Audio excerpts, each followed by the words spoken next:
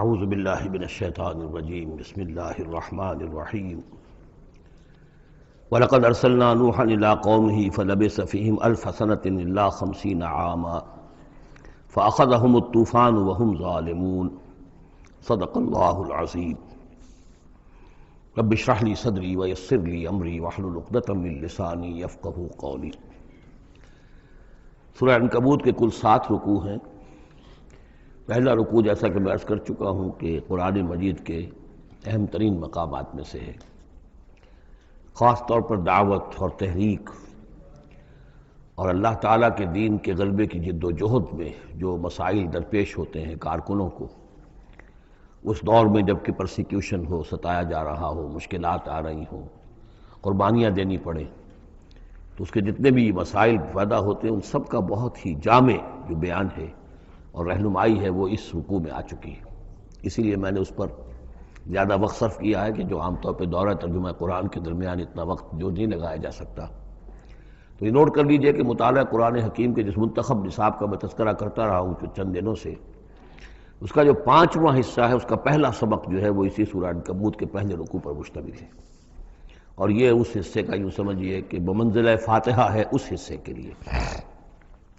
اب جو بقیہ 6 رکوع ہیں ان میں 3 میں انباء الرسل کا معاملہ آ رہا ہے، لیکن ظاہر بات ہے کہ یہاں جو انباء الرسل آ رہے ہیں تو بیچ بیچ میں خاص طور پر یہی جو مسئلہ ہے بیک گراؤنڈ میں جو مسلمانوں کے مسائل درپیش ہیں، اور جو اس وقت حضور صلی اللہ علیہ وسلم اور آپ کے ساتھی جن مسائل سے دوچار ہیں، اور جو کچھ کے کشاکش جو ہے مکے میں ہو رہی ہے اہل کفر اور اہل ایمان کے مابین، تو اس کے یوں سمجھیے بٹوین دی لائنز وقفے وقفے سے اس کی طرف بھی اشارے ہیں۔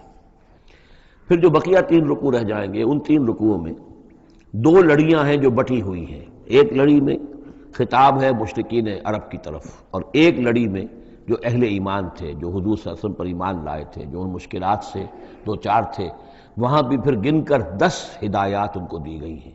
لیکن وہاں یہی ہے کہ وہ بٹی ہوئی ہونے کی وجہ سے لڑیاں وہ کٹا پھٹا معاملہ ہوگا، جیسے کہ سورہ بقرہ میں آپ کو بتا چکا ہوں یا سورہ نساء میں۔ وَلَقَدْ أَرْسَلْنَا نُوحًا إِلَىٰ قَوْمِهِ، اور ہم نے بھیجا تھا نوح کو اس کی قوم کی طرف، فَلَبِثَ فِيهِمْ أَلْفَ سَنَةٍ إِلَّا 50 عَامًا، تو رہا ان کے مابین وہ 1000 برس سے صرف 50 برس کم، 950 برس۔ حضرت نوح کا ذکر کتنی مرتبہ آ چکا ہے، لیکن یہ بات پہلے کبھی نہیں کہی گئی۔ یہاں کیوں کہی گئی کہ اے مسلمانوں تم ابھی پریشان ہو گئے ہو، ابھی عشق امتحان اور بھی ہیں، اور جیسے کہ سورہ انعام میں آیا تھا، اے نبی اگر آپ کو یہ جھٹلا رہے ہیں وَإِن يُكَذِّبُوكَ فَقَدْ كُذِّبَ رُسُلٌ مِّن قَبْلِكَ، تو آپ سے پہلے ہمارے رسول تھے، انہوں نے صبر کیا۔ ذرا یاد کیجئے کہ ہمارے بندے نوح نے صلی اللہ علیہ السلام 950 برس تک صبر کیا۔ تو اے مسلمانوں تم سوچو، تم ابھی سے گھبرا گئے ہو۔ یہ موج پریشاں خاطر کو پیغام لبے ساحل نے دیا ہے، دور وصال بحر کبھی تو موجوں میں گھبرا بھی گئی۔ فَأَخَذَهُمُ الطُّوفَانُ وَهُمْ ظَالِمُونَ، تو اس کی قوم کو، حضرت نوح کی قوم کو آ پکڑا طوفان نے، اور وہ ظالم تھے، گناہگار تھے۔ فَأَنجَيْنَاهُ وَأَصْحَابَ السَّفِينَةِ، تو ہم نے بچا لیا اس کو یعنی حضرت نوح کو اور کشتی والوں کو۔ وَجَعَلْنَاهَا آیَةً لِّلْعَالَمِينَ، اور اسے ہم نے بنا دیا تمام جہانوں کے لیے، تمام جہان والوں کے لیے ایک نشانی۔ وَإِبْرَاهِيمَ، اور ہم نے بھیجا ابراہیم کو، اذ قال لقومہ، جب کہ اس نے کہا اپنی قوم سے، اعبدوا اللہ واتقوہ، اللہ کی بندگی اختیار کرو اور اس کا تقوی اختیار کرو۔ ذالکم خیر لکم ان کنتم تعلمون، یہی تمہارے لیے بہتر ہے اگر علم رکھتے ہو۔ انما تعبدون من دون اللہ اوثانا، یہ جن کو تم پوج رہے ہو اللہ کو چھوڑ کر، یہ تو صرف کوئی بت ہیں، ان کے تھان ہیں جو تم نے بنا لیے ہیں۔ وتخلقون افکا، اور تم نے جھوٹ موٹ گھڑا ہوا ہے، یہ اس کی کوئی بنیاد نہیں، کوئی سند نہیں، نہ عقل میں اور نہ ہی کسی اللہ کی اتاری ہوئی کتاب میں۔ ان الذین تعبدون من دون اللہ لا یملکون لکم رزقا، یہ لوگ جنہیں تم پوجتے ہو اللہ کے سوا، وہ تمہیں رزق نہیں دینے کا اختیار رکھتے۔ فابتغوا عند اللہ الرزق، تو رزق تلاش کرو اللہ کے پاس، اللہ سے مانگو رزق، اللہ سے اپنی مشکل کشائی کی درخواست کرو، اللہ سے اپنی حاجت روائی کے لیے دعا کرو۔ واعبدوہ، اور اس کی بندگی کرو۔ واشکروا لہ، اور اس کا شکر ادا کرو۔ الیہ ترجعون، یقیناً اسی کی طرف تم لوٹا دیے جاؤ گے۔ اب یہ ذکر حضرت ابراہیم کا کر طویل جو ہے ایک جملہ معترضہ آ رہا ہے کہ رخ موڑ دیا گیا ہے اس وقت جو کشاکش ہو رہی تھی حضور کے اور مشرکین مکہ کے درمیان، اب ذکر اس کا ہو رہا ہے۔ وَإِن تُكَذِّبُوا، گویا کہ اب خطاب ہو رہا ہے اہل مکہ سے، اور اگر تم جھٹلا رہے ہو فقد کذب امم من قبلکم، تو دیکھو تم سے پہلے بہت سی قوموں نے جھٹلایا. وما علی الرسول الا البلاغ المبین، اور ہمارے رسول پر محمد پر صلی اللہ علیہ وسلم کوئی ذمہ داری نہیں ہے سوائے واضح طور پر اور صاف صاف پہنچا دینے کے. اولم یروا کیف یبدی اللہ الخلق ثم یعیدہ، کیا وہ دیکھتے نہیں ہے کیسے اللہ تعالیٰ تخلیق پہلی مرتبہ کرتا ہے پھر وہ دوبارہ بھی کرے گا. ان ذلک علی اللہ یسیر، اور یہ اللہ تعالیٰ پر بہت آسان ہے. قل سیروا فی الارض فانظروا، اور تو ان سے کہیے کہ ذرا گھومو پھرو زمین میں اور دیکھو کیف بدا الخلق، کیسے اللہ تعالیٰ پہلے تخلیق کیا ہے اس نے خلق کو. ثم اللہ ینشئ النشأۃ الآخرہ، پھر اللہ اٹھائے گا یا اٹھاتا ہے. دنیا میں بھی ہو رہا ہے کہ کھیتی جو ہے وہ ختم ہو گئی، پھر اگلی پھر ایک فصل آ گئی، پھر فصل آ گئی، تو یہ تو ایک سائیکل چل رہا ہے. اور پھر یہ کہ اللہ تعالیٰ دوسری مرتبہ تمہیں اسی طرح اٹھا دے گا.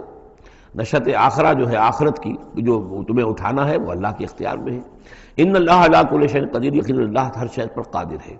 یعذب من یشاء ویرحم من یشاء، وہ جس کو چاہتا ہے عذاب دیتا ہے دے گا، اور جس کو چاہے گا رحم فرمائے گا. وإلیہ تقلبون، اور اسی کی طرف تم لوٹا دیے جاؤ گے. وما انتم بمعجزین فی الارض، اور تم اسے شکست نہیں دے سکتے زمین میں. ولا فی السماء، نہ آسمان میں، نہ زمین میں کہیں بھاگ کر نہ آسمان میں کہیں بھاگ کر اللہ کو عاجز کر سکتے ہو. وما لکم من دون اللہ من ولی ولا نصیر، اور نہیں ہے کوئی تمہارا اللہ کے سوا نہ حمایت، یعنی اللہ کے ورے یا اللہ کے مقابلے میں. یہ دون کا لفظ بہت سے معنی دیتا ہے عربی زبان میں، دیکھنا ہوتا ہے کس کانٹیکسٹ میں کیا معنی ہے. اس کانٹیکسٹ میں اللہ کے مقابلے میں تمہارا کوئی نہ ولی ہوگا نہ نصیر ہوگا، نہ کوئی حمایتی نہ مددگار. والذین کفروا بآیات اللہ ولقائہ، اور جن لوگوں نے کفر کیا اللہ کی آیات کا اور اس سے ملاقات کا انکار کیا. اولئک یئسوا من رحمتی، یہ وہ لوگ ہیں جو میری رحمت سے مایوس ہو چکے ہیں. واولئک لہم عذاب علیم، اور ان کے لیے تو دردناک عذاب ہے. یہاں یہ جملہ معترضہ ختم ہوا اور اب پھر حضرت ابراہیم کا تذکرہ آ رہا ہے.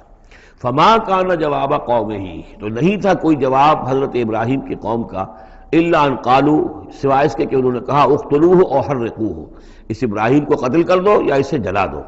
فانجاہ اللہ من النار، تو اللہ تعالیٰ نے انہیں نجات دی آگ سے. ان فی ذلک لآیات لقوم یؤمنون، اور یقیناً اس میں نشانیاں ہیں ان لوگوں کے لیے جو ایمان رکھتے ہیں. وقال انما اتخذتم من دون اللہ اوثانا مودۃ بینکم فی الحیاۃ الدنیا، اب یہ ہے جو بہت اہم جو بات ہے جو کہی ہے انہوں نے.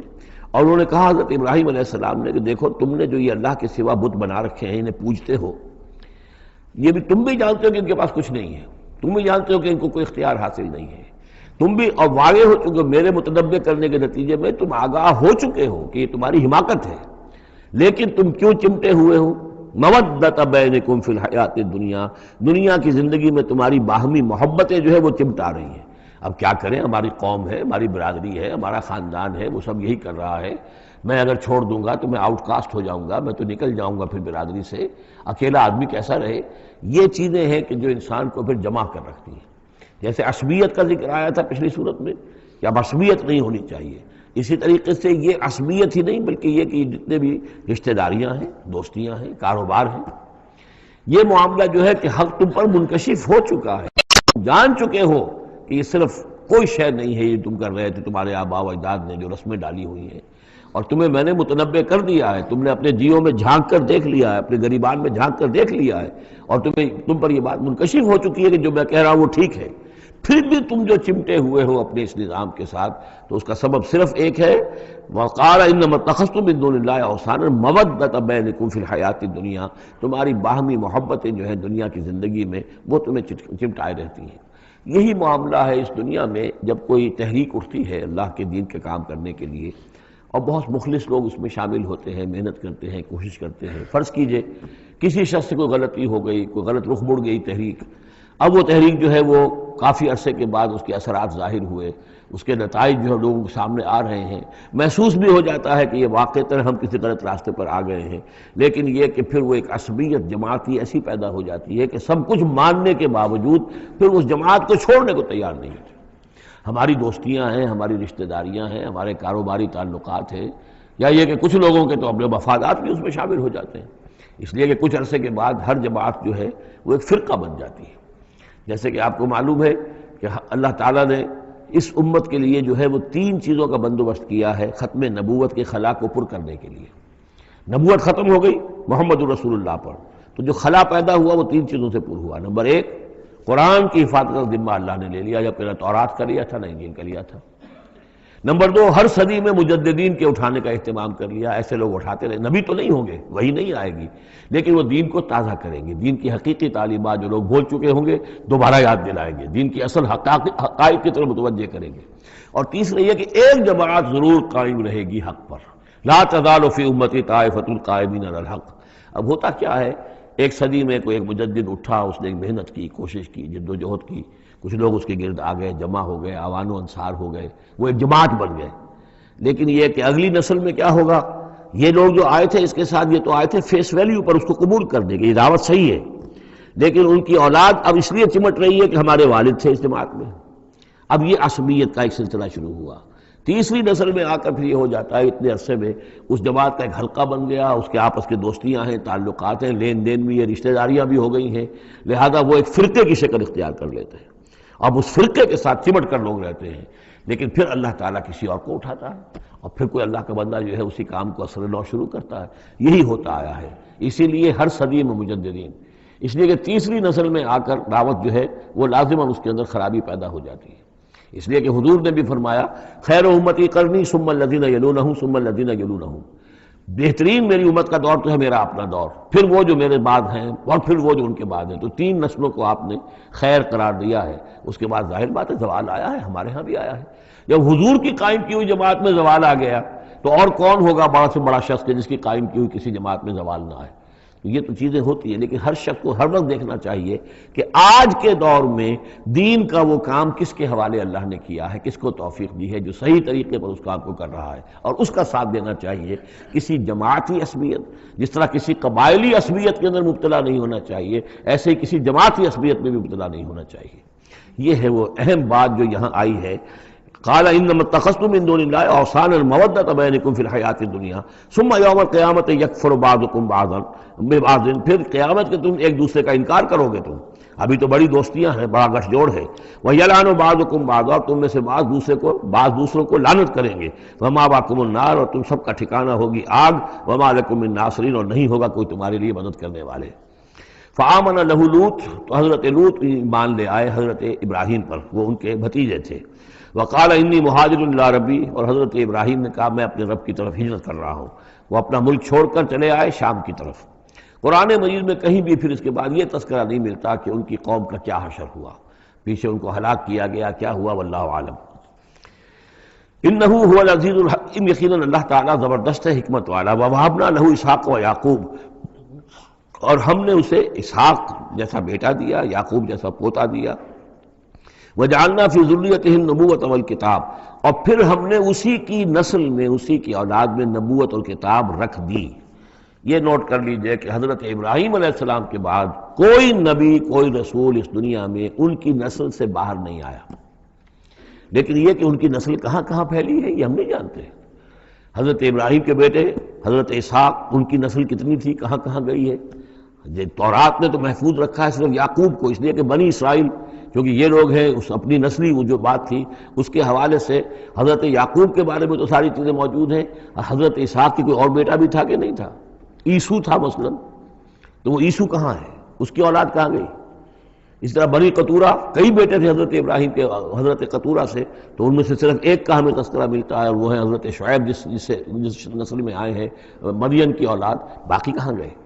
تو اسی طریقے سے یہ کہ یہ در حقیقت یہ اولاد ابراہیم کہاں کہاں پھیلی ہے، جیسے کہ میرا گمان ہے کہ ہندوستان میں بھی آئی ہے۔ نہ صرف یہ کہ ہو سکتا ہے کہ حضرت اسحاق کی اولاد میں سے عیسو کی اولاد آئی ہو اور وہ یہاں پر آباد ہوئی ہو، لیکن یہ کہ ان کا تعلق بھی یہ خاص طور پر برہمن طبقہ جو ہے، میں سمجھتا ہوں کہ وہ اسی طریقے سے ابراہیم کی نسل سے ہے۔ برہمن ابراہیم سے تعلق رکھنے والا برہمن، تو یہ میں سمجھتا ہوں کہ لفظی جو ہے اس کے اندر مناسبت موجود ہے۔ واللہ عالم، یقین سے ہم نہیں کہہ سکتے، الا یہ کہ کوئی شخص ہسٹری کا اس کو اپنا ریسرچ کا موضوع بنائے، بڑا عالم ہو، وہ لائبریریاں جو ہے کھنگالے اور پرانی تاریخیں دیکھے، شاید۔ وَوَهَبْنَا لَهُ إِسْحَاقَ وَيَعْقُوبَ وَجَعَلْنَا فِي ذُرِّيَّتِهِ النُّبُوَّةَ وَالْكِتَابَ، ہم نے اسی کی نسل میں، اسی کی اولاد میں نبوت اور کتاب رکھ دی۔ طویل عرصے تک وہ نبوت و کتاب آتی رہی حضرت یعقوب کی اولاد میں، پھر آخری نبوت و رسالت حضرت اسماعیل کی اولاد میں۔ وَآتَيْنَاهُ أَجْرَهُ فِي الدُّنْيَا، ہم نے اسے اجر جو ہے دنیا میں بھی عطا فرمایا۔ وَإِنَّهُ فِي الْآخِرَةِ لَمِنَ الصَّالِحِينَ، اور یقیناً وہ آخرت میں ہمارے بڑے نیک بندوں میں سے ہیں۔ وَلُوطًا، اور ہم نے لوط کو بھیجا، اذ قال لقومہ انکم لتاتون الفاحشہ، جب انہوں نے کہا اپنی قوم سے، یہ جو قوم کہا گیا مجازن، حقیقتاً وہ قوم ان کی نہیں تھی، حضرت لوط جو ہے وہ تو بھیجے گئے ہیں ان شہروں کی طرف، یہی ایک استثناء ہے، ورنہ ہر قوم کی طرف رسول اسی کی امت اسی میں سے بھیجا گیا، لیکن چونکہ حضرت ابراہیم کے بعد کوئی رسول کسی اور قوم میں ہو نہیں سکتا، اس لیے عامورہ اور صدوم کی بستیوں میں جو بھیجے گئے وہ حضرت لوط ہیں جو حضرت ابراہیم علیہ السلام کے بھتیجے ہیں۔ انکم لتاتون الفاحشہ، تم لوگ بڑی بے حیائی کا ارتکاب کر رہے ہو، ما سبقکم بہا من احد من العالمین، تمام جہان والوں میں کسی قوم نے تم سے پہلے یہ حرکت نہیں کی۔ انکم لتاتون الرجال، کیا تم مردوں کی طرف آتے ہو اپنی شہوت کو پورا کرنے کے لیے، وتقطعون السبیل، اور راستہ مارتے ہو، یعنی فطرت کا راستہ تو یہ ہے، اولاد ہوتی ہے تو ہوتی ہے مرد اور عورت کے ملاپ سے، تم نے جو راستہ اختیار کیا تو گویا کہ اس فطرت کی راہ کو تم کاٹ رہے ہو۔ وَتَأْتُونَ فِي نَادِيكُمُ الْمُنكَرَ، اور تم اپنی مجلسوں میں یہ اس کا ارتکاب کرتے ہو، یہ ان کی بے حیائی کی اور ڈھٹائی کی انتہا ہو گئی تھی۔ فما کان جواب قومہ، تو نہیں تھا جواب اس کی قوم کا کوئی، الا ان قالوا، سوائے اس کے کہ انہوں نے کہا ائتنا بعذاب اللہ ان کنت من الصادقین، اے لوط اگر سچے ہو تو اللہ کا عذاب لے آؤ۔ قال رب انصرنی علی القوم المفسدین، تو انہوں نے حضرت لوط نے دعا کی پروردگار میری مدد فرما ان مفسدوں کے خلاف۔ ولما جاءت رسلنا ابراہیم بالبشریٰ، اور جب ہمارے جو ایلچی تھے یعنی وہ جو فرشتے آئے تھے انسانی شکل میں ابراہیم کے پاس بشریٰ لے کر، بشارت لے کر حضرت اسحاق کی ولادت کی، قالوا انا مہلکو اہل هذه القریہ، انہوں نے کہا کہ ہم ہلاک کرنے کے لیے بھیجے گئے ہیں ان بستی والوں کو، ان اہلھا کانوا ظالمین، یقیناً اس کے جو بستی والے جو ہیں، اس بستی کے لوگ رہنے والے وہ بڑے ظالم ہیں، گناہگار ہیں۔ قال ان فیہا لوطا، حضرت ابراہیم نے کہا اس میں تو لوط بھی تو ہے اسی بستی کے اندر۔ قالوا نحن اعلم بمن فیہا، انہوں نے کہا ہمیں خوب معلوم ہے کہ کون کون ہے اس میں۔ لننجینہ اہلہ الا امرأتہ، ہم اسے بچا لیں گے، نجات دیں گے، اس کو بھی اس کے گھر والوں کو بھی، سوائے اس کی بیوی کے، کانت من الغابرین، وہ ہوگی رہ جانے والوں میں۔ ولما ان جاءت رسلنا لوطا، اور جب وہ ہمارے ایلچی جو ہے وہ پہنچے حضرت لوط کے پاس، سیء بہم، ان کو دیکھ کر وہ پریشان ہوئے، وضاق بہم ذرعا، اور ان کا دل جو بہت تنگ ہوا، خوبصورت لڑکوں کی شکل میں آئے تھے۔ وقالوا لا تخف ولا تحزن، انہوں نے کہا نہیں آپ نہ کوئی خوف کھائیں اور نہ کوئی رنجیدہ ہوں، انا منجوک واہلک، ہم تو آپ کو نجات دینے کے لیے آئے ہیں اور آپ کے گھر والوں کو، الا امرأتک، سوائے آپ کی بیوی کے، کانت من الغابرین، وہ پیچھے رہنے والوں ہی میں ہے۔ انا منزلون علی اہل هذه القریۃ رجزا من السماء، ہم نازل کرنے والے ہیں اس بستی کے رہنے والوں پر ایک آفت، ایک عذاب آسمان سے، بما کانوا یفسقون، پر سبب اس فسق کے اور فجور کے اور گندگی کے جو وہ کر رہے تھے۔ وَلَقَدْ تَرَكْنَا مِنْهَا آیَةً بَيِّنَةً، اور ہم نے چھوڑ دیا اس میں سے، اس بستی میں سے کوئی نشانی جو ہے وہ اس وقت تک موجود ہوگی جب کہ قرآن نازل ہوا ہے، اسی لیے کہ قرآن کہتا ہے بار بار تم گزرتے ہو ان بستیوں کے کھنڈرات کے اوپر سے، بَيِّنَةً لِقَوْمٍ يَعْقِلُونَ، ان لوگوں کے لیے کہ جو عقل سے کام لے۔ وَإِلَىٰ مَدْيَنَ أَخَاهُمْ شُعَيْبًا، اور مدین کی طرف ہم نے بھیجا ان کے بھائی شعیب کو۔ فقال یا قوم اعبدوا اللہ، اور انہوں نے کہا کہ اے میری قوم کے لوگوں اللہ کی بندگی کرو، وارجوا الیوم الآخرہ، اور دیکھو آخرت کے دن کی، قیامت کے دن کی انتظار میں رہو، امید میں رہو، وہ قیامت کا دن آ کر رہے گا۔ ولا تعثوا فی الارض مفسدین، اور زمین میں فساد مچاتے مت پھرو۔ فکذبوہ، تو انہوں نے اس کو جھٹلا دیا، فاخذتہم الرجفۃ، تو انہیں آ پکڑا ایک زلزلے نے، فاصبحوا فی دارہم جاثمین، تو وہ اپنے گھروں کے اندر پڑے رہ گئے اوندھے ہوئے۔ وعادا وثمودا، اسی طرح عاد اور سمود، وقد تبین لکم من مساکنہم، اور تمہیں معلوم ہے کہ ان کے مسکن کہاں تھے، تمہارے لیے واضح ہیں کہاں رہتے تھے یہ، کہاں آباد تھے۔ بزین لہم الشیطان اعمالہم، اور شیطان نے ان کے لیے ان کے برے اعمال کو، مشرکانہ افعال کو مزین کر دیا تھا، اسی میں مگن تھے، خوش تھے۔ فصدہم عن السبیل، اور روک دیا تھا انہیں اللہ کے صحیح راستے سے، صراط مستقیم سے، جو صراط توحید ہے اس سے۔ وَكَانُوا مُسْتَبْصِرِينَ، حالانکہ وہ تھے بہت ہوشیار، بہت غور کرنے والے، سوچنے والے، بڑے دانشور تھے، لیکن یہ کہ یہ بڑے دانشور جو ہے کسی جگہ ایسا بھی ہوتا ہے، بہت بڑا عقل مند انسان جو ہے وہ اپنے ناک کے نیچے کے پتھر سے ٹھوکر کھاتا ہے۔ اور اس کی سب سے بڑی مثال جو ہے وہ ہمارے آج کل کے سائنسدان ہیں، کتنی باریکیاں دیکھ رہے ہیں اس کائنات کی، سب کچھ دیکھ لیا، اللہ نظر نہیں آتا، کہاں سے کہاں دیکھ رہے ہیں، کتنی بڑی بڑی ٹیلیسکوپس ہیں اور کتنے ٹریلین ٹریلین وہ لائٹ ایئرز کے اوپر دریافت کر رہے ہیں کہ نیا ستارہ وجود میں آ گیا، سب کچھ ہو رہا ہے، لیکن یہ کہ ان تمام چیزوں کو دیکھنے کے باوجود ان کا دماغ اللہ کی طرف منتقل نہیں ہوتا۔ یہ ہے کہ ایک طرف سے اندھے ہے، ایک آنکھ کھلی ہے، ایک آنکھ اندھی ہے۔ تو اگرچہ وہ بھی تھے بڑے ہوشیار مستبصرین، یعنی استبصار جو ہے یہ باب استفعال، دیکھنا، بڑے غور سے دیکھا کرتے تھے، مشاہدہ کرتے تھے، آبزرو کرتے تھے، سب کچھ تھے، باقی سب کچھ نظر آیا انہیں۔ ڈھونڈنے والا ستاروں کی گزرگاہوں کا اپنے افکار کی دنیا میں سفر کر نہ سکا، وہ ساری جو ہے وہ ستاروں کی گزرگاہیں جو ہے ان کی تحقیق ہو رہی ہے، لیکن یہ کہ میں خود کون ہوں، کہاں سے آیا ہوں، کہاں جا رہا ہوں، میری زندگی کا مال کیا ہے، اس کا مقصد کیا ہے؟ بس پیدا ہونا، کھانا پینا، جانوروں کی طرح رہنا اور ختم ہو جانا۔ Is that all? Is death the end of our existence? کیا موت پر ہمارے وجود کا خاتمہ ہو جائے گا؟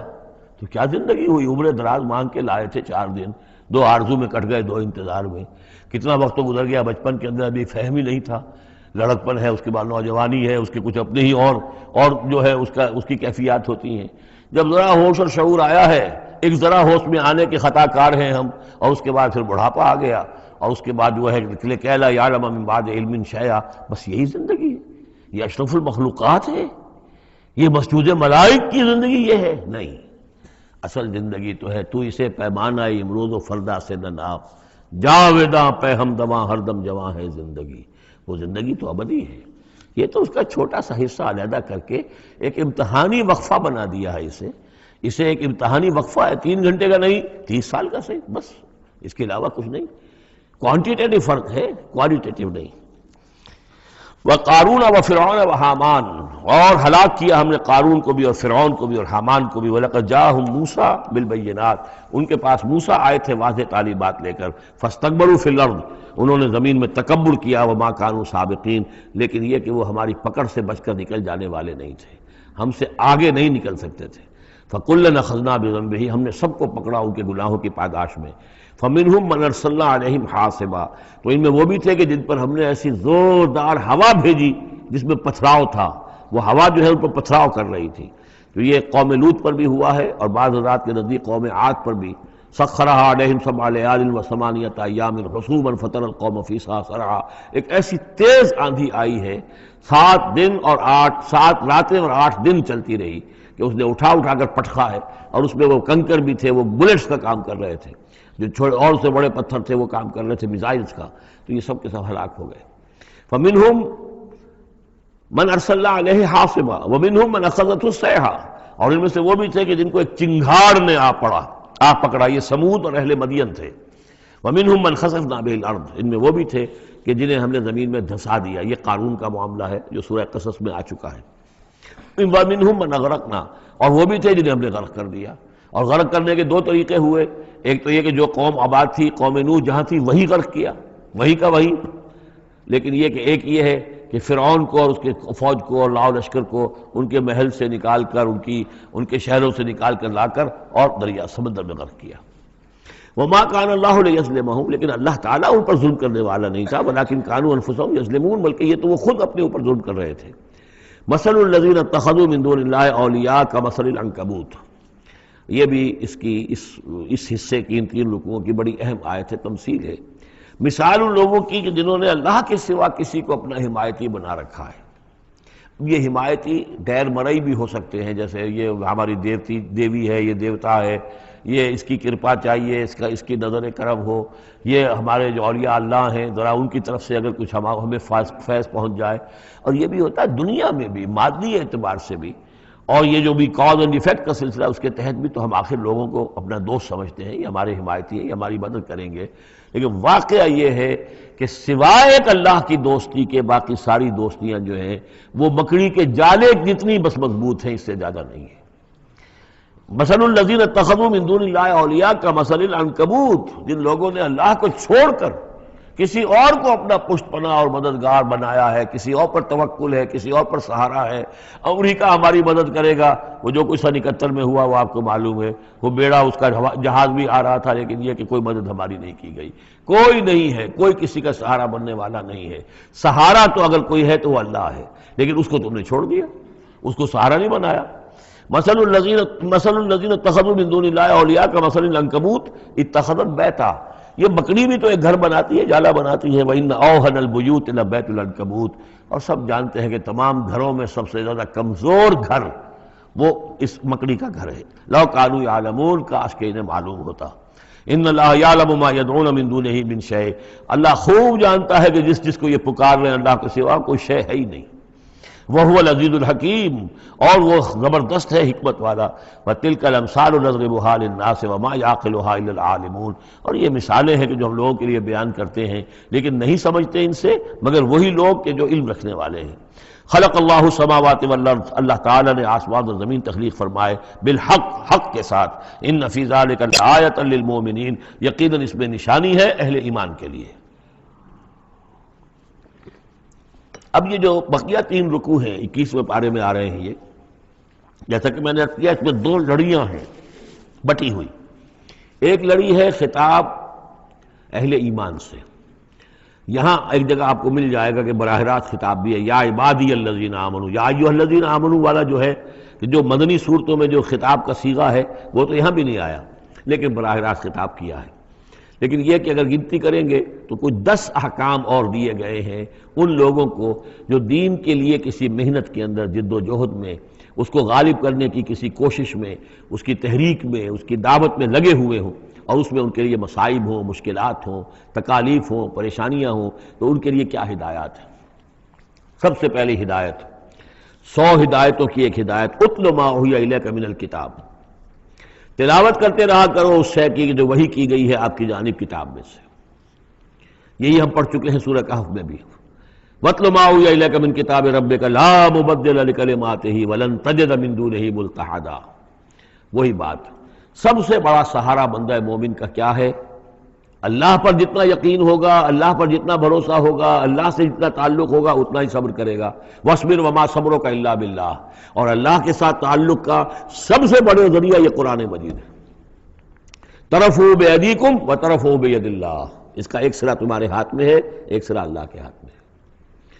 القرآن حبل اللہ الممدود من السماء إلى الأرض، حضرت عبداللہ ابن مسعود کی روایت کردہ حدیث ہے، حضور نے فرمایا یہ اللہ کی رسی ہے، مضبوطی کے ساتھ تھام لو اس کو، یہ تنی ہوئی ہے زمین سے آسمان تک۔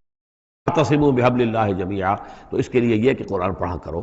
اتل ما اوحی الیک من الکتاب واقم الصلاۃ، اور قرآن کے بعد نمبر 2 نماز قائم کرنا۔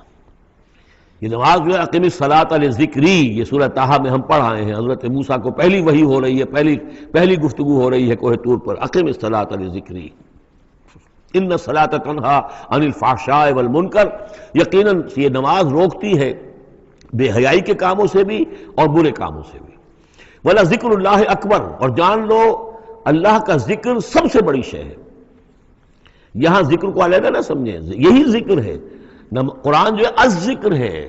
ہم نے سورہ ہجر میں دیکھا الذکر، انا نحن نزلنا الذکر وانا لہ لحافظون، تو ذکر میں سب سے پہلے قرآن ہے۔ نمبر 2 اقم الصلاۃ لذکری، نماز قائم کرو میری یاد کے لیے۔ قرآن تو ہے ہی مجسم ذکر، نماز ذکر کے لیے ہے۔ اور تیسری چیز کیا ہے؟ ادعیہ معصورہ ہیں محمد رسول اللہ صلی اللہ علیہ وسلم کی، زندگی کا ہر کام کرتے ہوئے دعا ہے۔ آپ بیت الخلاء میں داخل ہو رہے ہیں تو دعا ہے، نکل رہے ہیں تو دعا ہے، گھر سے باہر جا رہے ہیں دعا ہے، گھر میں داخل ہو رہے ہیں دعا ہے، شیشہ دیکھا ہے تو دعا ہے، کپڑے بدلے ہیں دعا ہے، ہر کام کیجئے وہ، لیکن یہ کہ آپ کا اس وقت اللہ کے ساتھ ذہنی رشتہ قائم رہتا ہے۔ چوتھے نمبر پر جو بھی اور حضور نے فرمائے ہیں، یہ 33 مرتبہ سبحان اللہ، 33 مرتبہ الحمدللہ اور اللہ اکبر، یہ بھی ذکر ہے۔ تو یہ تمام شکلیں ذکر کی ہیں، صرف کسی ایک شے کو ذکر نہ سمجھے ہمارے ہاں یہ بن گیا بس اللہ اللہ کر رہے ہیں تو ذکر ہے، نہیں، ذکر میں سب سے پہلے قرآن کی تلاوت ہے۔ اتل ما اوحی الیک من الکتاب واقم الصلاۃ ان الصلاۃ تنہی عن الفحشاء والمنکر ولذکر اللہ اکبر واللہ یعلم ما تصنعون۔ ایک تو یہ ہدایت ہو گئی، اللہ خوب جانتا ہے جو تم کر رہے ہو۔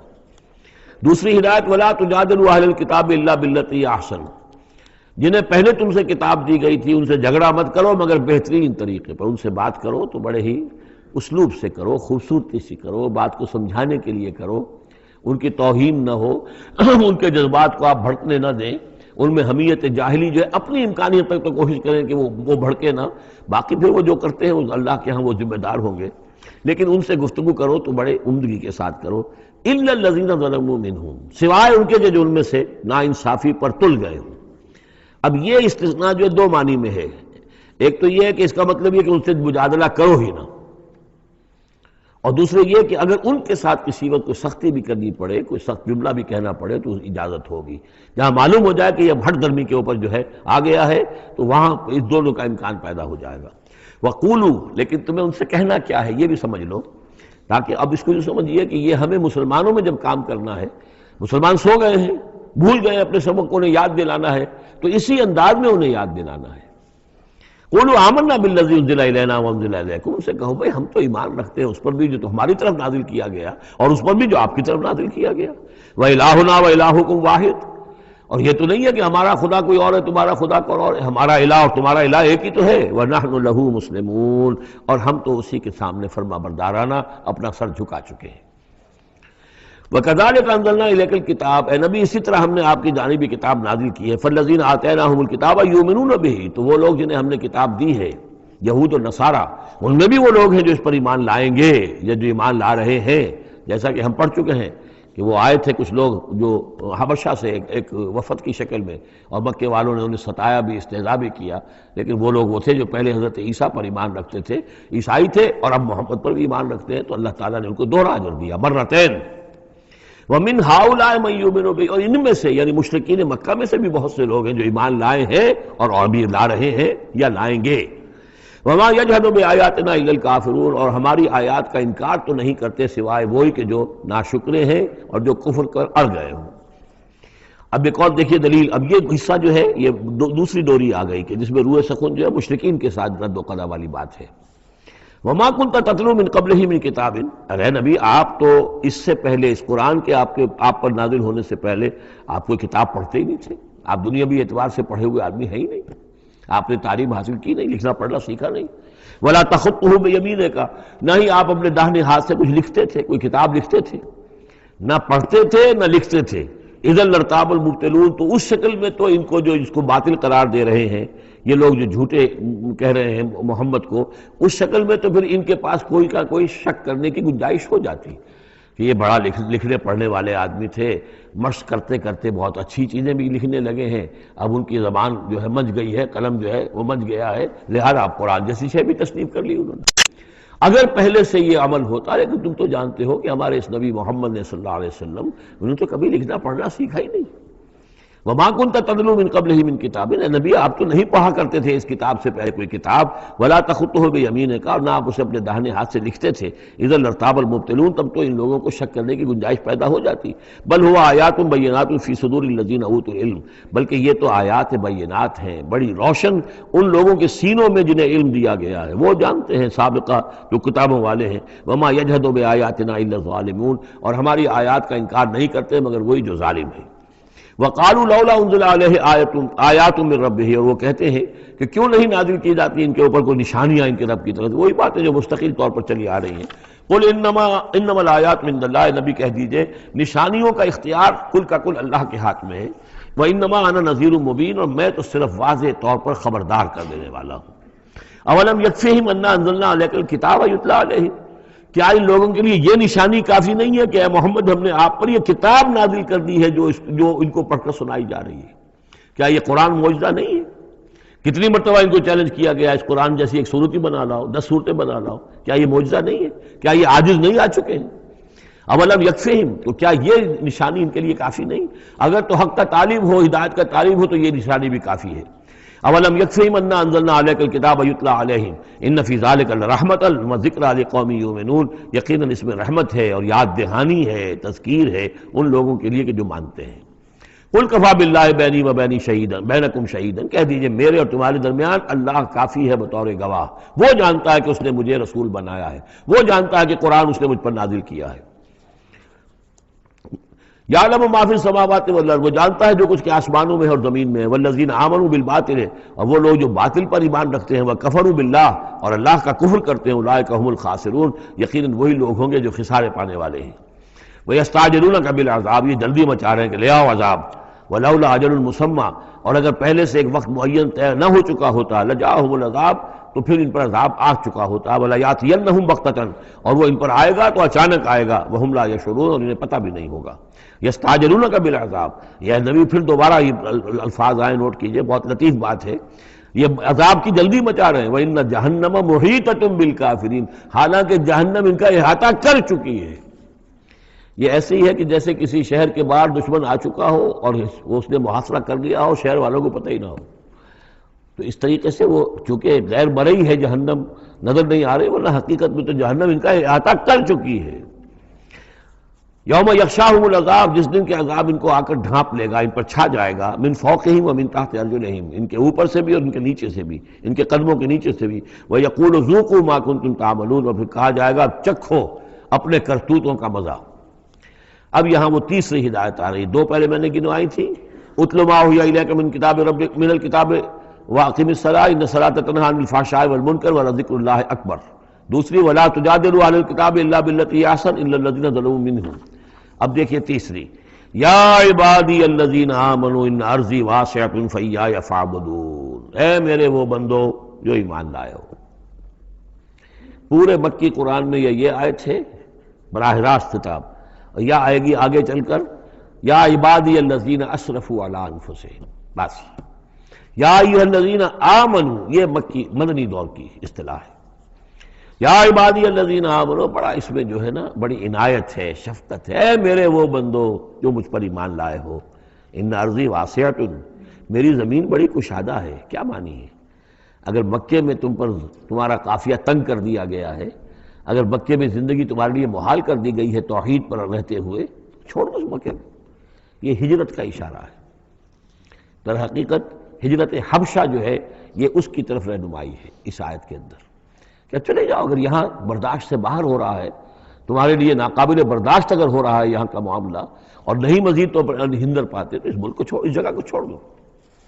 یا عبادی الذین آمنوا ان ارضی واسعۃ، میری زمین بڑی کشادہ ہے. فایایا فاعبدون، پس صرف میری ہی بندگی کرو.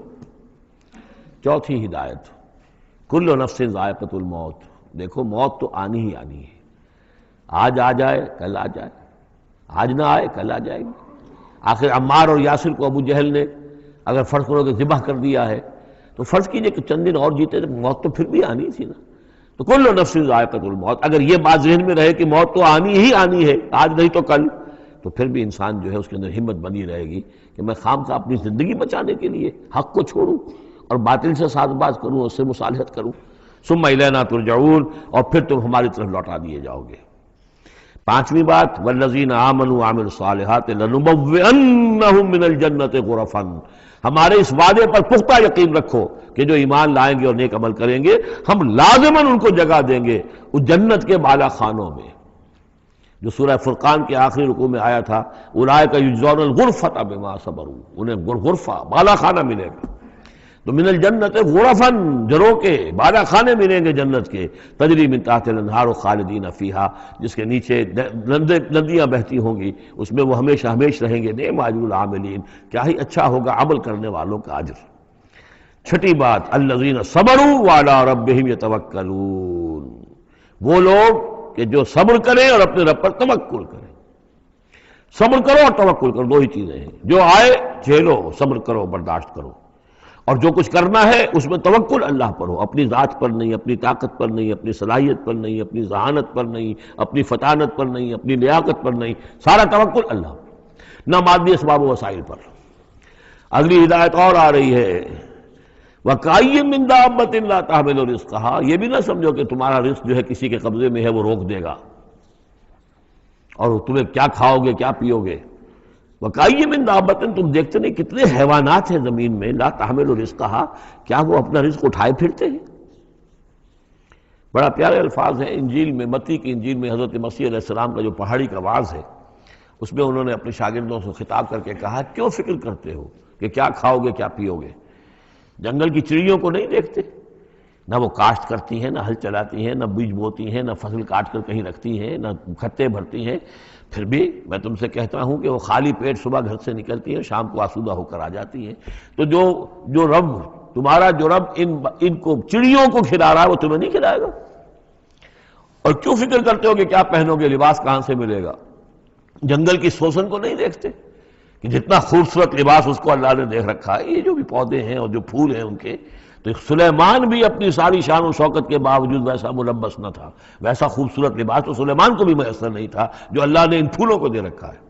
تو غور کرو، جو وہ زمین کی اس گھاس پھوس کو، ان پودوں کو اس قدر حسین لباس دے رہا ہے، عمدہ لباس دے رہا ہے، جو ابھی ہیں اور کل نہیں ہوں گے، یا یہ کہ کاٹ کر اور وہ چولہوں میں جلا دی جائے گی گھاس، تو کیا وہ تمہیں نہیں پہنائے گا؟ لیکن تم یقین نہیں کرتے۔ توکل اور ایمان، یہ دونوں چیزیں ساتھ ساتھ جائیں گی۔ جتنا اللہ پر ایمان ہے اتنا ہی توکل ہوگا، جتنا ایمان کمزور ہے توکل بھی نہیں ہو سکے گا۔ تو الذین صبروا علی ربہم یتوکلون وکأی من دابۃ لا تحمل رزقها، یہ سارے جو ہیں چوپائے اپنا رزق لیے نہیں پھرتے، اللہ یرزقها وإیاکم، اللہ انہیں بھی رزق دیتا ہے، تمہیں بھی دے گا، وہو السمیع العلیم، اور یقیناً وہ سب کچھ سننے والا، جاننے والا ہے۔ ایسا نہیں کہ اسے معلوم نہ ہو کہ میرا بندہ بھوکا ہے، میرا وفادار، میرا سپاہی، میرے دین کے لیے کام کرنے والا، اسے یہ معلوم نہ ہو کہ اس کو احتیاج ہے، اس کی کوئی ضرورت ہے۔ وہ نہ معلوم کس کے دل میں ڈالے گا کہ جو اس کے لیے ذریعہ بنا دے گا اس کو، اور اس کی ضرورت پوری ہو جائے گی۔ اب اس کے بعد وہ دوسری کڑی آ گئی کہ جس میں پھر اب وہ مشرکین مکہ سے وَلَئِن سَأَلْتَهُم مَّن خَلَقَ السَّمَاوَاتِ وَالْأَرْضَ وَسَخَّرَ الشَّمْسَ وَالْقَمَرَ، اگر ان سے آپ پوچھیں گے کس نے پیدا کیا آسمان اور زمین اور کس نے مسخر کیا سورج اور چاند کو، لَيَقُولُنَّ اللَّهُ، وہ کہیں گے اللہ نے، فَأَنَّىٰ يُؤْفَكُونَ، پھر کہاں سے یہ لوٹا دیے جاتے ہیں۔ اللہ یبسط الرزق لمن یشاء من عبادہ ویقدر لہ، یہ اللہ ہی ہے کہ جو اپنے بندوں میں سے جس کے لیے چاہتا ہے رزق کو کشادہ کر دیتا ہے، اور جس کے لیے چاہتا ہے ماپ تول کر دیتا ہے، کم کر دیتا ہے۔ ان اللہ بکل شیء علیم، یقیناً اللہ تعالیٰ ہر چیز پر ہر چیز کا علم رکھتا ہے۔ وَلَئِن سَأَلْتَهُم مَّن نَّزَّلَ مِنَ السَّمَاءِ مَاءً فَأَحْيَا بِهِ الْأَرْضَ مِن بَعْدِ مَوْتِهَا، اور اگر آپ ان سے پوچھیں گے کس نے برسایا آسمان سے پانی اور زندہ کیا زمین کو اس کے مردہ ہو جانے کے بعد، لَيَقُولُنَّ اللَّهُ، وہ کہیں گے فوراً اللہ نے کیا۔ قُلِ الْحَمْدُ لِلَّهِ، کہو پھر کل حمد کل شکر بھی اللہ ہی کے لیے ہے، بل اکثرہم لا یعقلون، لیکن یہ لوگ، ان کی اکثریت عقل سے کام نہیں لیتی۔ اب اگلی اور ہدایت آ رہی اہل ایمان کے لیے، وما هذه الحیاۃ الدنیا الا لہو ولعب وان الدار الآخرۃ لہی الحیوان لو کانوا یعلمون۔ دیکھو مسلمانوں، یہ دنیا کی زندگی تو کھیل کود کے سوا کچھ نہیں، کھیل ہے، کچھ جی کا بہلا لینا ہے، یہ ڈرامہ ہے جو ہو رہا ہے۔ یہاں بادشاہ ہوتا ہے کچھ عرصے کے لیے بادشاہ، جیسے ڈرامے میں بادشاہ ہوتا ہے، لیکن جب مرے گا تو کیا وہ بادشاہت کہاں رہ جائے گی؟ ایسے ہی ڈرامے سے نکل آئے گا، لباس اتار دے گا، تو ایک ایکٹر کا ایکٹر ہے، چاہے وہ فقیر تھا پہلے اس ڈرامے کے اندر، اور دوسرا ایکٹر جو ہے بادشاہ تھا، باہر نکل کر 3 گھنٹے کے بعد دونوں کے دونوں ایک جیسے ہیں، اور وہ نہ وہ بادشاہ بادشاہ ہے، نہ وہ فقیر فقیر ہے۔ یہ ہے عارضی سا ہے، لیکن یہ کہ ان الدار الآخرۃ لہی الحیوان، یقیناً آخرت کا گھر وہ ہے اصل زندگی، زندگی وہ ہے۔ لو کانوا یعلمون، کاش کہ ہمیں معلوم ہوتا، لو کننا نعلم، کاش کہ ہمیں معلوم ہوتا۔ یہ بھی نوٹ کر دیجئے، آخرت کو صرف مان لینا کہ ہاں آخرت ہے، بعث بعد الموت ہے، یہ کافی نہیں ہے، یہ معلوم ہو کہ اصل زندگی وہی ہے۔ میں نے جو اس کی تشبیہ جو ہے بیان کی ہے بعض مواقع پر، کہ ایک کتاب ہوتی ہے، اس کا دیباچہ بھی ہوتا ہے، اس کا کوئی ضمیمہ بھی ہوتا ہے، چھوٹا سا ضمیمہ۔ ہمارا جو تصور ہے وہ یہ کہ اصل کتاب زندگی تو یہ دنیا کی زندگی ہے، ہاں ایک ضمیمہ اب لگا ہوا ہے آخرت کا، اس کی اہمیت ہمارے نزدیک اتنی ہے، ضمیمہ ہے بس، دنیا کی زندگی اصل زندگی ہے۔ ہونا کیا چاہیے کہ یہ دنیا کی زندگی تو دیباچہ ہے، اصل کتاب جو ہے وہ آخرت کی زندگی ہے۔ یہ ریشو پروپورشن کم سے کم، حالانکہ ویسے تو فائنائٹ اور انفائنائٹ کے درمیان کوئی ریشو پروپورشن ہو ہی نہیں سکتی، ایک لامحدود زندگی اور ایک محدود زندگی، کیا اس میں ریشو پروپورشن ہوگی؟ لیکن یہ کہ پھر بھی اگر کوئی کرنی ہے تو دیباچہ اور کتاب زندگی اصل موت کے بعد کھلے گی، یہ دیباچہ ہے، یہ مقدمہ ہے۔ ہم نے کیا سمجھا ہے اصل زندگی، کتاب زندگی یہ ہے، ہاں ایک ضمیمہ بھی اس کے ساتھ ہے جس کا نام آخرت ہے۔ فَإِذَا رَكِبُوا فِي الْفُلْكِ، پھر انہی مشرکین سے پھر خطاب ہو رہا ہے، اور یہ مضمون کئی بار آ چکا ہے۔ جب یہ سوار ہوتے ہیں کشتی میں، دعوا اللہ مخلصین لہ الدین، تو پھر یہ اللہ ہی کو پکارتے ہیں اس کے لیے اپنی اطاعت کو خالص کرتے ہوئے۔ فلما نجاہم الی البر، اور جب اللہ تعالیٰ انہیں نجات دے دیتا ہے خشکی کی طرف، اذا ہم یشرکون، تو پھر یہ شرک کرنا شروع کر دیتے ہیں۔ لیکفروا بما آتیناہم، تاکہ یہ ناشکری کریں اور کفر کریں ہماری دی ہوئی نعمتوں کے، وَلَا يَتَمَتَّعُوا، اور تاکہ بس مزے اڑا لیں۔ فَسَوْفَ يَعْلَمُونَ، پھر یہ جان لیں گے۔ الہاکم التکاثر حتی زرتم المقابر، کلا سوف تعلمون ثم کلا سوف تعلمون، اصل حقیقت تو اس وقت کھلے گی۔ اولم یروا انا جعلنا حرما آمنا، یہ پھر اہل ایمان سے کہا جا رہا ہے کیا یہ دیکھتے نہیں کہ ہم نے حرم کو ان کے لیے امن کی جگہ بنا دیا ہے۔ وَيُتَخَطَّفُ النَّاسُ مِنْ حَوْلِهِمْ، اور لوگ جو ہے اچک لیے جاتے ہیں ان کے ارد گرد سے، باقی عرب کے اندر تو امن و امان تھا ہی نہیں۔ أَفَبِالْبَاطِلِ يُؤْمِنُونَ وَبِنِعْمَةِ اللَّهِ يَكْفُرُونَ، تو کیا یہ باطل پر ایمان رکھتے ہیں اور اللہ کی نعمت کا یہ کفران کر رہے ہیں۔ وَمَنْ أَظْلَمُ مِمَّنِ افْتَرَىٰ عَلَى اللَّهِ كَذِبًا أَوْ كَذَّبَ بِالْحَقِّ لَمَّا جَاءَهُ، اس شخص سے بڑا ظالم اور کون ہوگا جس نے کوئی چیز گھڑ کر اللہ کی طرف منسوب کر دی، اور اسی طرح وہ شخص کہ جس نے اللہ کی طرف سے آئے ہوئے حق کی تکذیب کر دی جبکہ اس کے پاس آیا۔ یہ دونوں ہم بدن جرم ہیں، یعنی اگر میں جھوٹ موٹ قرآن جو ہے خود تصنیف کر کے اللہ کی طرف منسوب کر رہا ہوں تو مجھ سے بڑا ظالم اور گناہ گار کوئی نہیں، لیکن یہ بھی سوچ لو اگر واقعتاً یہ اللہ کا کلام ہے جو میں تمہارے سامنے پیش کر رہا ہوں اور تم اس کی تکذیب کر رہے ہو تو تم سے بڑا ظالم کوئی نہیں۔ الیس فی جہنم مثوی للکافرین، تو کیا جہنم ہی میں ٹھکانہ نہیں ہے ان کافروں کا۔ اور آخری آیت جو ہے پھر اسی صیغے میں لنہدین والذین جاہدوا فینا، اہل ایمان کی دلجوئی کے لیے گھبراؤ نہیں، پریشان نہ ہو۔ والذین جاہدوا فینا لنہدینہم سبلنا، وہ لوگ کہ جو ہماری راہ میں جہاد کریں، محنت کریں، کوشش کریں، جد و جہد کریں، قربانیاں دیں، ایثار کریں، انہیں مطمئن رہنا چاہیے ہمارا پختہ وعدہ ہے، مؤکد وعدہ ہے، ہم لازماً ان کی رہنمائی کریں گے اپنے راستوں کی طرف۔ لَنَهْدِيَنَّهُمْ سُبُلَنَا وَإِنَّ اللَّهَ لَمَعَ الْمُحْسِنِينَ، اور یقیناً اللہ تعالیٰ ساتھ ہے اہل احسان کے، جو اللہ تعالیٰ کے پر ایمان اور یقین اس درجے کا رکھتے ہوں اور اس کے لیے تن من دھن لگانے کے لیے تیار ہوں، تو اللہ ان کے ساتھ ہے، یعنی اللہ کی نصرت ساتھ ہے، اللہ کی مدد ساتھ ہے، اللہ کی تائید ساتھ ہے۔ سورۃ الروم، بسم اللہ الرحمن الرحیم، الف لام میم، غلبت الروم فی ادنی الارض وهم من بعد غلبهم سیغلبون فی بضع سنین، للہ الامر من قبل ومن بعد ویومئذ یفرح المؤمنون بنصر اللہ ینصر من یشاء وهو العزیز الرحیم، وعد اللہ لا یخلف اللہ وعدہ ولکن اکثر الناس لا یعلمون۔ یہ سورہ روم جو ہے اس میں آغاز میں جو مضمون آیا ہے وہ اس اعتبار سے بہت اہم ہے کہ ایک تاریخی پس منظر بھی ہے اس کا، اور ایک بہت بڑی پیشن گوئی تھی کہ جو ان آیات میں کی گئی تھی کہ جو پھر صحیح ایگزیکٹلی جیسے کہ پیشن گوئی اللہ نے کی تھی ان آیات میں وہ پوری ہوئی۔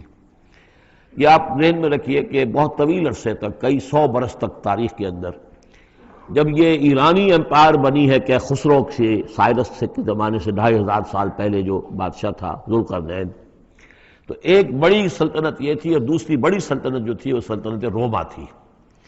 سلطنت روما کا سب سے بڑا حصہ تو خیر روم جو یورپ کے اندر تھا، لیکن یہ کہ یہ ترکی کا پورا علاقہ اور مغربی میڈیٹرینین کے ساتھ ساتھ جو ساحل ہے یہ ان کے پاس ہوتا تھا۔ ان دو حکومتوں میں جیسے سی سو ہوتا ہے، جھولا جھول رہی تھی تاریخ، کبھی ایرانیوں میں کوئی زوردار طاقتور بادشاہ اٹھا باصلاحیت، اس نے حملہ کیا اور رومیوں کو دھکیل دیا وہ یورپ کے اندر اور ایشیا خالی کرا لیا۔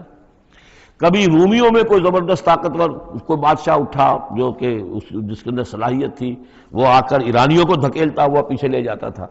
تو اس طریقے سے یہ سی سو جو ہے یہ کئی 100 برس تک جاری رہا۔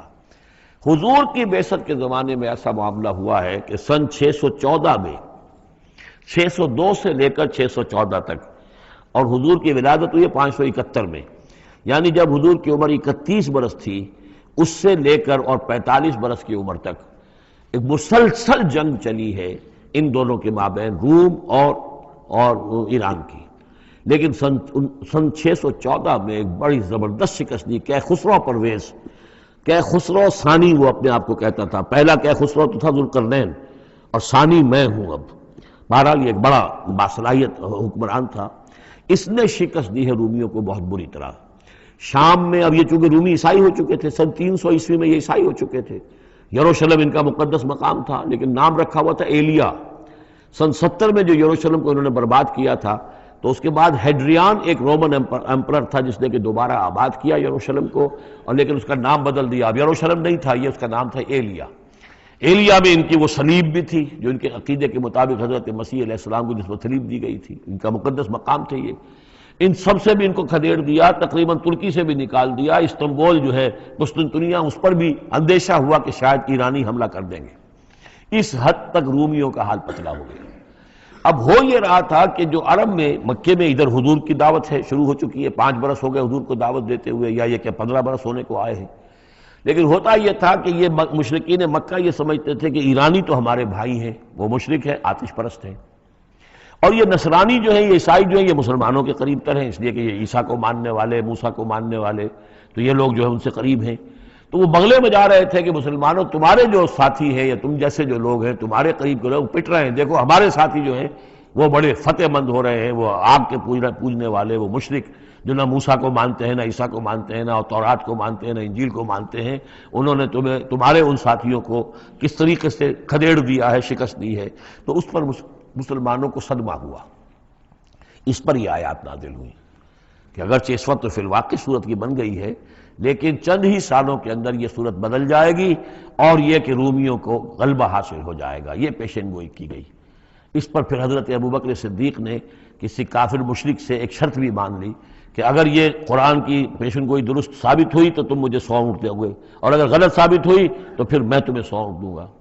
لیکن حضور انہوں نے کیے تھے، شاید 3-4 سال کی کا یہ عہد کیا تھا، حضور نے کہا نہیں، بضع کا لفظ آ رہا ہے اس میں کہ چند سالوں کے اندر، بضع کا لفظ جو ہے وہ 9 تک اطلاق ہوتا ہے، تو 9 سال کو رکھو، اور شرط جو ہے دوبارہ اپنی اس 9 سال کے حوالے سے اونٹوں کی تعداد بھی بڑھا دی گئی، لیکن یہ کہ پھر شرط کی مدت 9 سال ہو گئی۔ لیکن 9 سال کے 9ویں سال ہی وہ جو ہے وہ جو پیشن گوئی قرآن کی تھی وہ صحیح ثابت ہوئی۔ ہرقل جو تھا، ہرقل اعظم، اس نے پھر لمبا چکر دیا، بجائے اس راستے سے آنے کے وہ بحیرہ کیسپین کی طرف سے ہو کر، پیچھے سے ہو کر آیا ہے، اور سرپرائز اٹیک کیا اس نے ایران پر، اور بڑی زبردست شکست دی ایران کو، اور اپنی شکست کا بدلہ چکا لیا، اور یہ سارا علاقہ شام وغیرہ کا جو ہے وہ اس نے واگزار کرا لیا۔ اور وہی تھا زمانہ جب کہ مسلمانوں کو میدان بدر میں فتح حاصل ہوئی۔ تو یہ شکست، 2 خوشیاں جمع ہو گئی مسلمانوں کے لیے، کہ ایک تو یہ کہ جو ان کے قریب تر تھے یعنی عیسائی، ان کو فتح حاصل ہو گئی مشرکین کے ساتھ کے مقابلے میں، کہ جو مشرکوں سے قریب تر تھے، آتش پرست تھے۔ دوسرے یہ کہ خود انہیں فتح حاصل ہو گئی، فتح مبین، الفرقان آ گیا بدر کا، اس کا ذکر ہے ان آیات میں۔ الف لام میم، غلبت الروم، رومی مغلوب ہو گئے، فی ادنی الارض، قریب کی سرزمین میں۔ وہ جغرافیہ تو آپ کو دکھایا تھا نقشہ، جزیرہ نمائے عرب، اور اس کے اوپر ایک طرف شام ہے، ایک طرف عراق ہے، اور ادھر عراق کے ساتھ ایران ہے، تو قریب جزیرہ نمائے عرب سے قریب ترین ممالک ہیں۔ فی ادنی الارض، قریب کے ملک میں رومی غالب آ گئے، لیکن وہم من بعد غلبہم سیغلبون، وہ اپنی اس مغلوبیت کے بعد ان قریب دوبارہ غالب آئیں گے، فی بضع سنین، چند سالوں میں۔ اور یہ بضع کا لفظ جو ہے یہ 9 تک پر اس کا اطلاق ہوتا ہے، 10 سے کم 9۔ تو حضور نے اسی لیے کہا کہ 9 سال، چونکہ تم شرط مان لو، اور شرط اس وقت تک شرط لگانا حرام قرار نہیں دیا گیا تھا، ابھی نہ جوئے کی حرمت آئی ہے، نہ شراب کی حرمت آئی ہے، اس لیے اس میں آپ کوئی تعجب نہ کریں کہ حضرت ابوبکر نے شرط لگائی۔ تو فرمایا الف لام میم، غلبت الروم فی ادنی الارض وهم من بعد غلبہم سیغلبون فی بضع سنین، للہ الامر من قبل ومن بعد، اللہ ہی کا اختیار تھا، اللہ ہی کے ہاتھ میں تھا سارا معاملہ، پہلے بھی اور بعد میں بھی۔ وَيَوْمَئِذٍ يَفْرَحُ الْمُؤْمِنُونَ، اس روز اہل ایمان خوشیاں منائیں گے۔ ایک خوشی تو اس کی ہوگی کہ عیسائیوں کو فتح ہو گئی آتش پرستوں پر، اور بنصر اللہ، اللہ کی مدد بھی آئے گی ان کے پاس، یعنی غزوہ بدر کا لفظ نہیں آیا، لیکن اہل ایمان کو جو ہے اس وقت فرحت ہو گئی بنصر اللہ، اللہ کی مدد سے۔ ینصر من یشاء، وہ مدد کرتا ہے جس کی چاہتا ہے، وہو العزیز الرحیم، اور وہ زبردست ہے، رحم فرمانے والا۔ وعد اللہ، یہ اللہ کا وعدہ ہے، یہ ہو کر رہے گا۔ لا یخلف اللہ وعدہ، اور اللہ تعالیٰ اپنے وعدے کے خلاف نہیں کرتا، ولکن اکثر الناس لا یعلمون، لیکن اکثر لوگ علم نہیں رکھتے۔ یہ ہیں وہ 6 آیات کہ جو اس موقع پر نازل ہوئی ہیں، اور اس کو سمجھ لیجئے کہ یہ تقریباً 614 عیسوی، جبکہ حضور صلی اللہ علیہ وسلم کو دعوت دیتے ہوئے تقریباً 5 برس ہو گئے تھے۔ 610 میں 5واں برس تھا، 610 میں آپ پر وحی شروع ہوئی ہے، اور پھر 9 برس کے بعد وہ غزوہ بدر بھی ہوا اور ان کو بھی فتح حاصل ہو گئی۔ یعلمون ظاہرا من الحیات الدنیا، یہ لوگ جو ہیں، اب یہ باقی تو جو مکی صورت ہے سورہ روم، اور یہ بہت مشابہ ہے سورہ نحل کے، اللہ تعالیٰ کی نعمتوں کے حوالے سے، اللہ تعالیٰ تو تذکیر بے آلاء اللہ کے حوالے سے اس کا مضمون وہی ہے بنیادی۔ یعلمون ظاہرا من الحیات الدنیا، یہ لوگ دنیا کی زندگی کو بھی صرف ظاہر کو جانتے ہیں، وَهُمْ عَنِ الْآخِرَةِ هُمْ غَافِلُونَ، اور آخرت سے یہ بالکل ہی غافل ہیں۔ یعنی دنیا کی زندگی کی حقیقت یہ ہے کہ یہ مزرعۃ الآخرہ ہے، دنیا کی زندگی کی بھی اصل حقیقت یہ ہے کہ یہ کھیتی ہے جس میں بونا ہے آخرت میں کاٹنے کے لیے. وہ یہ بھول گئے کہ یہ آخرت کی کھیتی ہے. باقی جو ظاہر ہے اس کا کھاؤ پیو عیش کرو، بس یہی ان کے سامنے رہ گیا ہے، اور آخرت ان کے ذہنوں سے بالکل اوجھل ہو گئی ہے. اولم یتفکروا فی انفسہم، کیا یہ اپنی اپنی ذات میں غور نہیں کرتے؟ وان ما خلق اللہ السماوات والارض وما بینہما الا بالحق، نہیں پیدا کیا اللہ نے آسمانوں کو اور زمین کو، جو کچھ بھی ان دونوں کے مابین ہے، مگر حق کے ساتھ، واجل مسمى، اور ایک وقت معین تک کے لیے. یہ دائمی نہیں ہے، ہمیشہ رہنے والی نہیں ہے، اور یہ ایسے ہی کار عبث نہیں ہے. ربنا ما خلقت ھذا باطلا سبحانک فقنا عذاب النار. وَإِنَّ كَثِيرًا مِّنَ النَّاسِ بِلِقَاءِ رَبِّهِمْ لَكَافِرُونَ، اور یقیناً بہت سے لوگ جو ہیں اپنے رب سے ملاقات کا انکار کرتے ہیں. اولم یسیروا فی الارض فینظروا کیف کان عاقبۃ الذین من قبلہم، تو کیا یہ لوگ زمین میں گھومے پھرے نہیں ہیں کہ وہ دیکھتے کہ کیا انجام ہوا ان کا جو ان سے پہلے تھے. کانوا اشد منہم قوتاً، وہ کہیں زیادہ تھے شدید ان کے مقابلے میں قوت میں. وَأَثَارُوا الْأَرْضَ وَعَمَرُوهَا، اور انہوں نے زمین کو کاشت کیا اور اس کو آباد کیا. اکثر مما عمروها، اس سے کہیں زیادہ جتنا کہ انہوں نے آباد کیا ہے. وجاءتهم رسلهم بالبینات، اور ان کے پاس بھی آئے تھے ان کے رسول کھلی نشانیاں لے کر اور واضح تعلیمات لے کر. فما کان اللہ لیظلمہم، تو اللہ تعالیٰ ان پر ظلم کرنے والا نہیں تھا، ولکن کانوا انفسہم یظلمون، بلکہ انہوں نے خود اپنی جانوں پر آپ ہی ظلم کیا.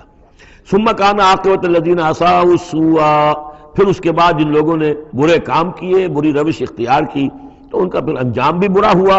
ان کذبوا بآیات اللہ، انہوں نے اللہ تعالیٰ کی آیات کو جھٹلایا. وکانوا بہا یستہزئون، اور وہ اس کا ٹھٹھا کرتے رہے. اللہ یبدأ الخلق ثم یعیدہ، اللہ تعالیٰ پہلی مرتبہ پیدا کرتا ہے. ثم یعیدہ، یعیدہ بار بار آیا ہے، اس کا ترجمہ کہیں میں حال میں کر رہا ہوں اور کہیں مستقبل میں. فعل مضارع جو عربی زبان میں وہ دونوں کو کور کرتا ہے. اللہ تعالیٰ کیسے پیدا کرتا ہے؟ پہلی مرتبہ، اور پھر دوبارہ پیدا کرتا ہے. یعنی فصل ہے، ایک ہوئی ہے، پھر اس کے بعد دوسری ہوئی ہے، تیسری ہوئی ہے، اور یہ بھی ہے کہ دوبارہ پیدا کرے گا، یعنی آخرت میں. ثم الیہ ترجعون، پھر تمہیں اسی کی طرف لوٹ جانا ہے. ویوم تقوم الساعۃ یبلس المجرمون، جس روز قیامت قائم ہو جائے گی، مجرم اس روز جو ہیں بالکل مایوس ہو کر رہ جائیں گے. ولم یکن لہم من شرکائہم شفاع، اور نہیں ہوں گے ان کے شریکوں میں سے کوئی بھی ان کے لیے شفاعت کرنے والے. وَكَانُوا بِشُرَكَائِهِمْ كَافِرِينَ، اور خود یہ بھی اس روز پھر اپنے ان شرکاء کا کفر کریں گے جب دیکھیں گے کہ وہ ہمارا کوئی مدد کرنے کو تیار نہیں. وَيَوْمَ تَقُومُ السَّاعَةُ يَوْمَئِذٍ يَتَفَرَّقُونَ، جس روز قیامت قائم ہوگی اس روز یہ تقسیم ہو جائیں گے، پولرائزیشن ہو جائے گی، علیحدہ علیحدہ ہو جائیں گے. کیا ہوگی پولرائزیشن؟ فَأَمَّا الَّذِينَ آمَنُوا وَعَمِلُوا الصَّالِحَاتِ فَهُمْ فِي رَوْضَةٍ يُحْبَرُونَ، تو وہ لوگ جو ایمان لائے تھے اور جنہوں نے نیک عمل کیے تھے وہ ہوں گے باغ میں، اور وہاں ان کی آؤ بھگت ہو رہی ہوگی، تواضع ہو رہی ہوگی. وَأَمَّا الَّذِينَ كَفَرُوا وَكَذَّبُوا بِآيَاتِنَا وَلِقَاءِ الْآخِرَةِ، اور وہ لوگ جنہوں نے کفر کیا تھا اور ہماری آیات کو جھٹلایا تھا اور آخرت کی ملاقات کا انکار کیا تھا، فَأُولَٰئِكَ فِي الْعَذَابِ مُحْضَرُونَ، تو وہ عذاب میں حاضر کر دیے جائیں گے، پکڑے ہوئے گرفتار کر کے عذاب میں لا کر حاضر کر دیے جائیں گے. فَسُبْحَانَ اللَّهِ حِينَ تُمْسُونَ وَحِينَ تُصْبِحُونَ، یہ اسی انداز میں دیکھیے سورہ نحل میں یہ آیت آئی تھی، بس اور انعام میں بھی. پھر اللہ ہی پاک ہے اس وقت بھی جب تمہیں شام ہوتی ہے، تم شام کرتے ہو، وحین تصبحون، اور جب کہ تم دوپہر ہوتی ہے، وحین تصبح جب صبح کرتے ہو. وَلَهُ الْحَمْدُ فِي السَّمَاوَاتِ وَالْأَرْضِ، اور اسی کے لیے ہے حمد اور تعریف آسمانوں میں اور زمین میں. وَعَشِيًّا وَحِينَ تُظْهِرُونَ، اور رات کے وقت بھی اور جب کہ دوپہر ہوتی ہے، ظہر کا وقت ہوتا ہے. یہ بھی نمازوں کے اوقات ہی کے حوالے سے، صبح کے وقت کی نماز ہے، شام کے وقت کی نماز ہے، رات کی نماز ہے، ظہر کی نماز ہے. یخرج الحی من المیت، وہ نکالتا ہے زندہ کو مردہ سے. انڈا بے جان شے ہے، اس میں زندگی کے کوئی آثار موجود نہیں ہے، اس میں سے چوزہ برآمد ہوتا ہے جاندار. ویخرج المیت من الحی، اسی طرح مرغی سے انڈا برآمد ہوتا ہے، اور بھی بہت سی چیزیں کہ جو نکل رہی ہیں. ویحیی الارض بعد موتها، اور وہ زندہ کر دیتا ہے زمین کو اس کے مرنے کے بعد. وَكَذَلِكَ تُخْرَجُونَ، اور اسی طریقے سے تم کو بھی نکال لیا جائے گا قبروں سے، زمین میں جہاں تم دفن ہوگے، جہاں تمہارے اجزاء تحلیل ہو چکے ہوں گے، لیکن اللہ تعالیٰ اسی طریقے سے اس مردہ زمین میں سے جیسے فصل نکال لیتا ہے تمہیں نکال لے آئے گا. بارک اللہ لی ولکم فی القرآن العظیم ونفعنی وإیاکم بالآیات والذکر الحکیم.